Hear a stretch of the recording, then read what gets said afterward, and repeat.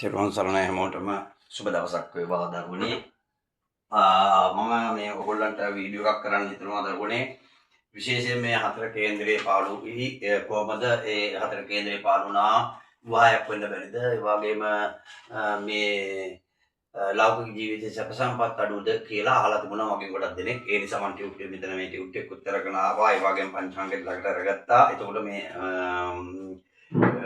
මම ඔයගොල්ලන්ට මේ කියන්න හදන්නේ මේ හතර කේන්දරේ පාළුවේ කියලා තියෙන මතය එවැනි ජ්‍යොතිෂ න්‍යාය අනුව හතර කේන්දරේ පාළුවේ ඒ වගේම ශාස්ත්‍රය අනුව කියන කේන්දරයක් ගත්තොත් ඉතින් ඇත්තටම හතර කේන්දරේ ග්‍රහයෝ තැන්පත් නොවේ නම් හතර කේන්දරේ පාළුවේ තමයි. නමුත් මේ හතර කේන්දරේ ඒ ස්ථාන හතරේ ග්‍රහයෝ නැතුණාම තමයි හතර කේන්දරේ පාළුවේ කියලා කියන්නේ. මේ කිව්ව සැනින්ම ඔබ බිය විය යුතු නැහැ. බය විය යුතු ඒ වගේම ඔබගේ ජීවිතේ මේක මහාන වෙන්න ඕනේද ජීවිතේ ලෞකික සැප සම්පත් නැද්ද කියලා බිය වෙන්න උවමනාවක් නැහැ කිසි විදිහක. ඒකට මම ඔයගොල්ලන්ට සටහනක් එක්කම තේරුම් කරලා දෙන්නම්. අපිට බලමු ටිකක් ලොකුවට මතන මොකද කැමරා පාසුකම් අපිට හොඳට සුපර්භෝගී විදිහට මේ උවමනා විදිහට මේ හරියට කැමරා නැති නිසා මම මේ වීඩියෝ එක කරන්නේ ෆෝන් එකේ. මොකද මම සල්ලිකාරයෙක් නෙවෙයි පොඩි මිනිහෙක්. ඒ නිසා අපි දරුවනේ මේක හොඳ මිතුන ලක්නේ. එතකොට මේකේ පස්වන්නේ ඉන්නවා. මෙතන අපි ගත්තම බුධ ග්‍රහතුමා ඉන්නවා. මේ අපි බලමු මේ හතර කේන්දරේ කියන එක පෙන්නන්නම් ඉස්සෙල්ලා ඔයගොල්ලන්ට. 4 7 10. ඔන්න බලා ගන්න හතර කේන්දරය කියලා කියන්නේ ඔන්න ඔය හතරටයි. මේ හතරට තමයි හතර කේන්දරය කියලා කියන්නේ. කොහොමද? 1 4 7 10. මේ හතරේ ග්‍රහයෝ නැතිනම් තැන්පත් වෙලා කේන්දරයක් ගත්තම සාමාන්‍ය න්‍යාය හැටියට හිතන්න බෑ. මොකද්ද මේ කේන්දරේ හතර කේන්දරේ පාළු කේන්දරයක් කියලා කියන්න පුළුවන්. ඒක කිව්වයි කියලා එයාගේ ජීවිතේ විවාහ වෙන්න බැරි කමක්වත් ගෙවල් දොරවල් ධානයේදී සැප සම්පත් නැතුව ඉන්න පුළුවන් ප්‍රත්‍යක්ෂයක් උදා වෙනවා කියලා එකසේ කියන්න හැකියාවක් නැහැ. දීර්ඝ පරිසාවක් ක්‍රීමෙන් අනතුරු තමයි එහෙම කියන්න හැකියාව තියෙන්නේ. එතකොට දැන් අපි බලමු මේක මිතුන නම් දරුවනේ. මිතුන නම් ඔන්න මම මේකේ පෙන්නනවා. ඔන්න මේ හතර කේන්දරේ පාළු කරන දැන් මේ හතරේම ග්‍රහයක් නැහැ. හැබැයි මේ වගේ ඉන්නවා ග්‍රහය. තැන්පත් වෙලා ඉන්නවා. අපි නිකට ගමු මේ මිතුන රාශියේ තුන්වැන්නේ බුධ ඉන්නවා. එතකොට කේතු ග්‍රහතුමා ඉන්නවා 6 වැන්නේ. 6 වැන්නේ කේතු ග්‍රහතුමා ඉන්නවා. එතකොට 8 වැන්නේ ඉන්නවා ශනි ග්‍රහතුමා. 10 වැන්නේ ඉන්නවා අපි මෙහෙම ගත්තොත් 10 වැන්නේ ඉන්නවා ගුරු ග්‍රහතුමා. ඒ වගේම ශුක්‍ර කියන ග්‍රහතුමා. ඒ වගේම තමයි මේ 5 වැන්නේ අපි කුජ ග්‍රහතුමා. 5 වැන්නේ කුජ කියන ග්‍රහතුමා ඉන්නවා. එතකොට මෙතන අපි ඉන්නවා රවි ග්‍රහතුමා. 12 වැන්නේ ඉන්නවා රාහු ග්‍රහතුමා. එතකොට 1 2 3 4 5 6 7 8යි. එතකොට දෙවන්නේ ඉන්නවා සඳු ග්‍රහතුමා 9. එතකොට බලන්න මේ හැම රාශියකම ග්‍රහතුමන්ලා ඉන්නවා තැන්පත් වෙලා. දසවන්නේ නැහැ, හත්වන්නේ නැහැ, හතරවන්නේ නැහැ, එකේ නැහැ. එතකොට දැන් එහෙනම් මේ කේන්ද්‍ර සටහනේ හැටියට මේ හතර කේන්දරේ පාළුයි කියලා තමයි කියන්න හැකියාව තියෙන්නේ. හැබැයි හතර කේන්දරේ පාළු වුණාට දරුවනේ මේ හතර කේන්දරේ පාළු වෙන්නේ එහෙම පාළු වෙන්නේ නැහැ. නැති වෙන හේතුව තමයි මේ කේන්ද්‍ර සටහනක් අපි ගත්තට සැනින් හතර කේන්දරේ ගත්තම පළවෙනි රාශිය නියෝජනය කරන ග්‍රහතුමා. මේක මිතුන නම් පළවෙනි රාශිය අධිපතිතුමා කියන්නේ ලග්නාධිපතියම තමයි මේ කේන්දර සටහන පළවෙනි රාශිය නියෝජනය කරන්නේ. මොකද හතර කේන්දරේ පළවෙනි රාශිය එක නම් 1 4 7 10නේ.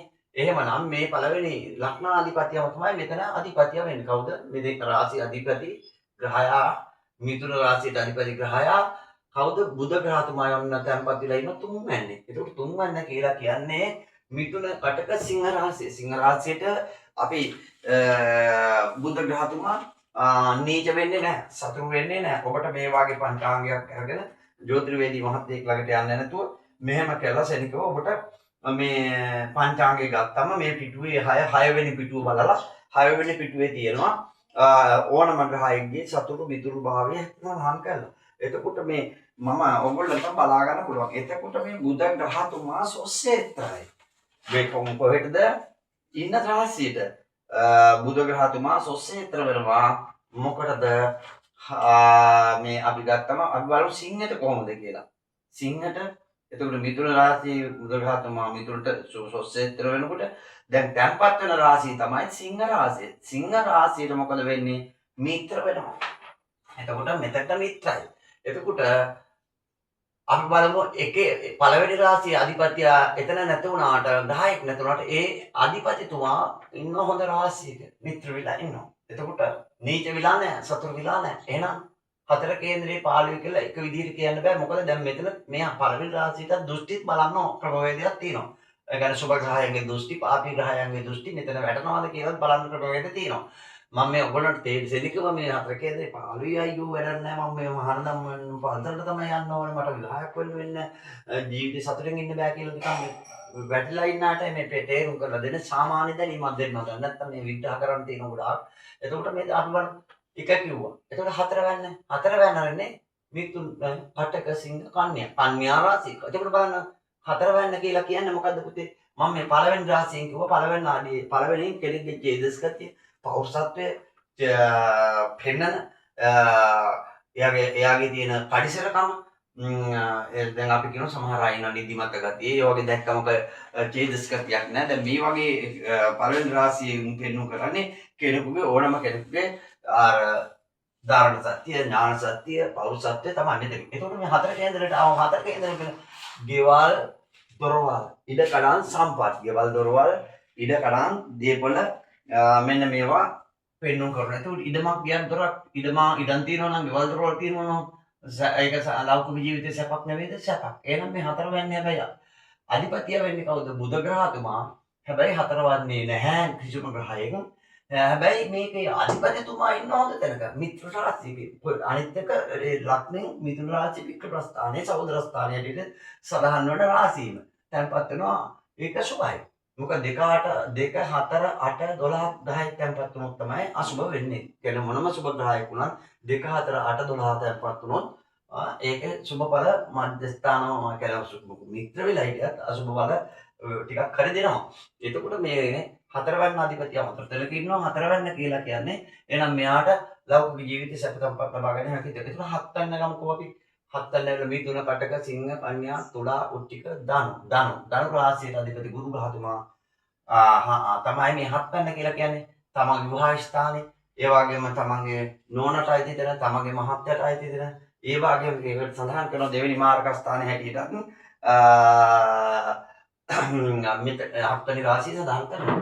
එතකොට මම කෝ විවාහ ස්ථානේ, කරස්ථානේ, ඒ වගේම නෝනට මහත්යට අයිති ස්ථානයේ හැටියට පෙන්නනවා. ඒ වගේම දෙවෙනි මාර්ග ස්ථානයේ හැටියට පෙන්නනවා. නමුත් මේක තවත් තියෙනවා මේ හත්වෙනි ලැබෙන දේවල්. නමුත් මේක මම කෙටියෙන් ඔයගොල්ලන්ට දක්වනවා. එතකොට බලමු අපි නිකවන මේකේ ග්‍රහයක් නෑ. දැන් මේක මේ පාළුවේනේ. ග්‍රහයක් නැත්නම් මෙතන අධිපතියාවක් හොත තැනක ඉන්නවද කියලා අපි බලමු. එතකොට හැබැයි ධනෝ මකර කුම්භ රාශිය විලා ඔන්න ගුරු ග්‍රහතුමා තැන්පත් වෙන කුම්භ රාශිය. කුම්භ රාශියේ ගුරු ග්‍රහතුමාට ඕගොල්ලන්ටම බලා ගන්න පුළුවන් කුම්භ රාශිය දරුව කේන්ද්‍ර සටහන අතර ගත්තම කුම්භ රාශියට ගුරු ග්‍රහතුමා කොහොමද කියලා මෙහෙම බලාගෙන යනකොට තියෙනවා. එතකොට ඒකේ මිත්‍රද නැද්ද? මොකද මං කෝ 6 වෙනි පිටුව පංචාංග නීති 6 වෙනි පිටුව කරලා ගත්තම සතර මිතුරු භාවයේ තියෙනවා. ඒකේ යනකොට කුම්භ රාශියට ගුරු ගුයන්න තියෙන ගුරු ග්‍රහතුමා කොහොමද කියලා ඔබට බලා ගන්න සමානයි. සතුරු වෙන්නේ නැහැ. එතකොට ඔන්න එහෙනම් මේ විවාහ ස්ථානාධිපතිය ඉන්නේ පන්සලේ. එතකොට එයා තැන්පත් වෙලා ඉන්න තැනක් ඉන්නවා. කවුද? ග්‍රහද වැඩකාර කෙල්ල කැඩිලා මේ ශීරබර්තවරු සිකුරුදරු දූරිය මනමාලේ විනස් දෙව්දූ කියලා මේ ග්‍රහතාරිකාව කවුද? සිකුරු ග්‍රහතුමා. ගුරු සිකුරුගේ එකතු යෝගයක්, හොඳ යෝගයක්. එතකොට මේ ධර්මස්ථානයේ ඉන්නවා කියලා කිව්වගෙන් පස්සේ මොකද්ද?